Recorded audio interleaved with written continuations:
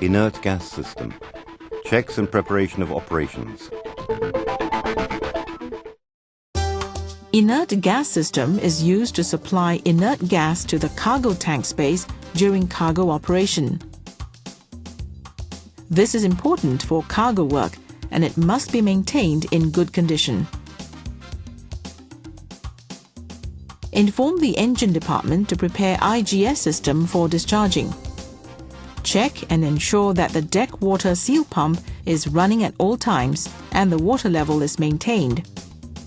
Request the engine department to start running the scrubber cooling water pump prior to entry of the port area to prevent the discharge of soot that may pollute the water in the vicinity of the port.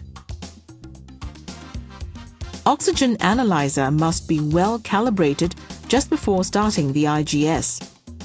Follow instructions in the operation manual to calibrate the oxygen analyzer for zero and span checks using the sample gas provided on board. Calibrate zero with sample nitrogen gas provided on board, and span can be calibrated either with air or sample gas. Sample gas for the calibration must be used properly to ensure its accuracy. Maintain water level in the water pod during calibration. Calibration record is to be maintained by the responsible engineer officer.